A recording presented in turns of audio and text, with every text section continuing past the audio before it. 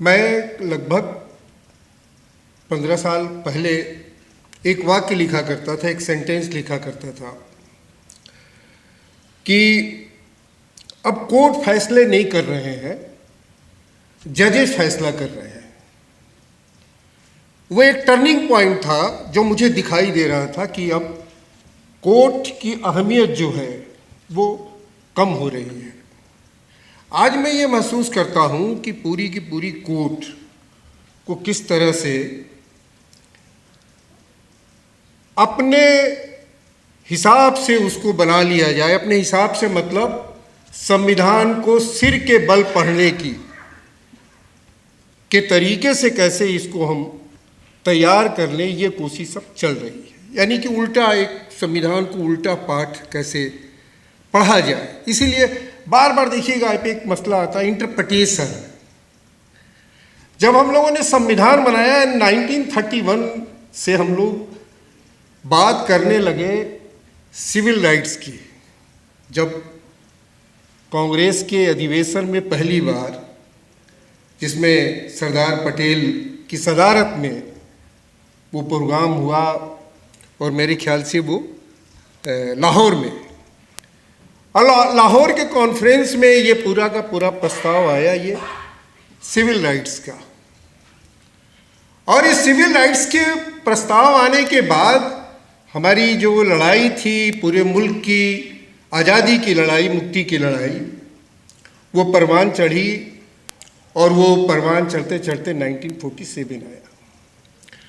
फिर मेरे सामने एक सवाल आता है कि हम लोगों ने इन तमाम बातों के बावजूद कि सिविल राइट्स को डिफेंड करने के लिए कानून होंगे, लेकिन उसके बावजूद कानून से ऊपर हमने इस आइन को बनाने की जरूरत क्यों महसूस की, संविधान को बनाने की क्यों जरूरत महसूस की। एक्ट, जो कानून जिसको हम लोग कहते हैं, एक्ट जो है वो तो एक्ट पहले भी थे, लेकिन हम संविधान बनाने की जरूरत महसूस कर रहे हैं। क्यों महसूस कर रहे थे? क्यों? इसलिए महसूस कर रहे थे कि ये कसौटी होगी हमारी, इसी पर हमको कसना है। जितने भी कानून बनेंगे, कानून के बनाने में बहुत तरह के दबाव हो सकते हैं, बहुत तरह की आपकी लिमिटेशंस हो सकते हैं। आप लिमिटेशन से कानून बनाएं, आप दबाव में कानून बनाना हो बनाएं, आप मेजॉरिटी हासिल करके कोई कानून पलटना चाहते हो पलटे, लेकिन उसकी कसौटी जो होगी वो हमारी संविधान होगी। और हम उसी के आधार पर ये सारी बातें आज चैलेंज करते हैं। अब इसी संविधान को आप कह रहे हैं कि नहीं, अब उल्टी तरीके से पढ़ो। उसके सारे इंटरप्रिटेशन, जितने भी फैसले आ रहे हैं इस समय, वो सारे के सारे फैसलों में इंटरप्रिटेशन।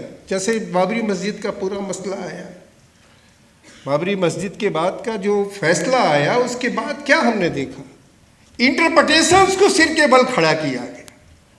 जो कृष्णैयर के समय में जो इंटरप्रिटेशन होते थे, वो सारे के सारे इंटरप्रिटेशन उलट दिए गए। तो मैं समझता हूँ कि ये एक बड़ा चैलेंज है हमारे सामने आज। और देखिए, ये एक समय है, लेकिन मैं बड़ा इस बात में यकीन करता हूँ कि इस देश में रिश्तों की जो गहराई है ना, वो हजारों साल की गहराई है। वो आपके कुछ सालों और चंद दिनों से वो कुछ, उसको बहुत कुछ नहीं होने वाला है। इस यकीन के साथ हम लड़ाई लड़ते हैं, और इस यकीन, यही हमारी ताकत भी है। आप कर लीजिए, आपको एक मौका मिल गया, किसी तरह से एक मौका मिल गया, और आप चाहते हो कि हम राउंड डालें कुछ चीज़ों को, बुलडोजर चलवा दें, लिंचिंग करवा दें, सब कुछ करवा दें। लेकिन इस देश में रिश्तों को आप, जो हजारों साल की गहराई में रिश्ता बना हुआ है, इसको बहुत ज़्यादा आप नहीं ख़त्म कर सकते। दूसरी बात जो मैं कहना चाहता हूँ कि देखिए, एक बात जैसे आइन की बात है, ठीक वकीलों की रोल पर हम कहते हैं कि आप आइन मतलब संविधान नहीं बन रहा है, लेकिन इसके साथ साथ वकीलों की ही जमात जो है, यानी कि जो रूल ऑफ लॉ में एक यकीन करते हैं, लेकिन उसके साथ इंसाफ की भी बात करते हैं। तो उन लोगों ने, सारे लोगों ने, इस देश में जितने भी सिविल राइट्स के ऑर्गेनाइजेशन बने, उसकी हिस्ट्री पढ़िए आप। उसकी जब आप हिस्ट्री पढ़ेंगे तो आपको मालूम होगा कि वो जो वकील हैं या जो लॉ के जानकार हैं वो कोर्ट में भी तकरीर कर रहे हैं, बहस कर रहे हैं, इंसाफ की लड़ रहे हैं, लेकिन वो कह रहे हैं कि कोर्ट से भी चूक हो सकती है। इसीलिए हमको इस राइट्स को बचाने के लिए इस तरह के संगठनों की भी जरूरत है।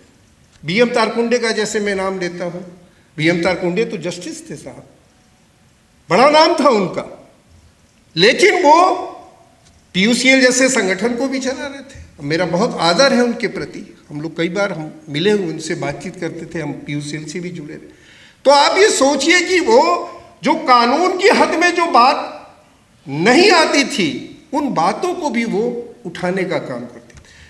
बार एसोसिएशन का जो रोल था, बार जो काउंसिल्स थी उनका रोल था, जो डिस्ट्रिक्ट में जो वकीलों के जो संगठन थे उनका जो रोल था, बिल्कुल हम लोग ये देखते थे कि वो जो राइट्स हैं आपके, democratic rights, civil rights, human rights, उन तमाम के लिए वो लोग आगे आते थे।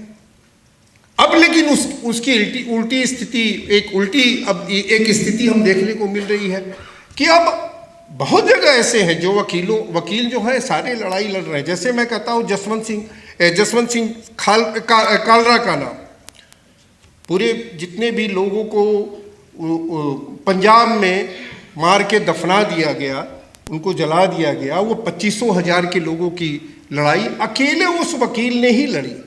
अभी शाहिद आजमी का नाम मेरे जहन में आ रहा था जब ये सारी बात हो रही थी कि मुंबई ब्लास्ट के बाद, 7/11 के बाद पूरी लड़ाई जो है वो किसने लड़ी। लेकिन उसमें एक अहम बात हुई, अभी उस पर एक फिल्म बनी है जो हीमोलिम्स के नाम की एक फिल्म उस पर बनी है, 7/11 जिनको कि बेकसूर फंसाया गया था और भी रिहाई हुई बाद में। उसमें बहुत इम्पोर्टेंट बात जो है, जो मैं यहाँ जरूर शेयर करूँगा, कि वहाँ जो बेकसूर जो लोग पकड़े गए उनमें से जो एक ही व्यक्ति को पहले रिहा किया गया और उन्होंने कानून का, यानी आरटीआई एक्ट आ गया था उस समय, और उन्होंने आरटीआई एक्ट का इस्तेमाल करके और बहुत सारे जो फैक्ट्स हैं उन फैक्ट्स को कोर्ट के सामने रखा, जिस फैक्ट्स की बुनियाद पर बाद में 9 और जो लोग थे उनकी रिहाई संभव हो सकी। फिर 9 लोगों को भी ट्रेंड किया गया कि वो आप कम से कम जो लॉ है उसके बारे में जाने, उसकी जो ज़रूरतें हैं उसके बारे में जाने और लोगों को अवेयर करें। तो उसका एक नतीजा निकल के आया कि सारे के सारे लोग 7/11 में वो रिहा किए गए, जिसके बारे में तो मैं ये समझता हूँ कि अब जैसे मैं उत्तर प्रदेश में मुझे याद आ रहा है कि रिहाई मंच का एक बना वहाँ, और वहाँ पर सुहेब साहब जो हैं वो अकेले एक तरह से, पहले उस समय रेयर घटनाएं होती थी कि वकील जो बेल के लिए जा रहे हैं उन पर हमले हो रहे हैं कि आप जो हैं इस जो एक्यूज हैं उनको उनके बेल के लिए आप कैसे को अप्लाई कर सकते हैं और उनके एडवोकेट आप हो सकते हैं। आपने देखा होगा कि एकदम ही उस पर कई जगह पर फिर वो हमले होने लगे। तो मैं ये कह रहा हूँ कि देखिए होता क्या है कि जैसे ही ये घटना होती है हम अपनी जगह छोड़ देते हैं। ये चिंता की जो बात मेरे लिए है, क्या अपनी जगह छोड़ देते हैं कि ये यकीन कि नहीं ये घटना है और इसका हमको मुकाबला करना है, और ये मुकाबला जैसे ही आप करने को तैयार होते हैं, मेरा आज भी मानना है कि जैसे ही आप इसको तैयार होते हैं आप कि नहीं ये जो घटना है इसकी मुखालफत जितनी ज़्यादा हो सकती हो और ऑर्गेनाइज तरीके से हो सकती हो वो हमें करनी होगी और करना चाहिए। अगर आप इससे अलग होते हैं तो क्या होता है कि देखिए लड़ाई रुकती नहीं है, लड़ाई रुकेगी नहीं, लेकिन इंडिविजुअल्स पर उसका बोझ ज़्यादा पड़ता है। आज भी जैसे मान लीजिए ये फुजैल साहब कह रहे थे या अदीब साहब हैं या सलमान साहब, जितने लोग हैं वो क्या कर रहे हैं कि वो इंडिविजुअल लेवल पर अब ऑर्गेनाइज होकर 2, 4, 5 ही लोग लड़ाई सारी की सारी लड़ रहे हैं, जबकि ये इंसाफ का एक कल्चर हमारे सोसाइटी में काम करता रहा है, वो एक्टिव रहा है एक कल्चर के तौर पर कि जहाँ कहीं भी ये होगा इस तरह के डेमोक्रेटिक राइट्स, सिविल राइट्स का, ह्यूमन राइट्स का जहाँ कहीं भी वायलेट किया जाएगा उसके खिलाफ हम खड़े होंगे। अब ये जो कल्चर को खत्म करने का जो मसला है, यही सबसे अहम मसला है और मुझे लगता है इस पर सबसे ज़्यादा गौर करना चाहिए।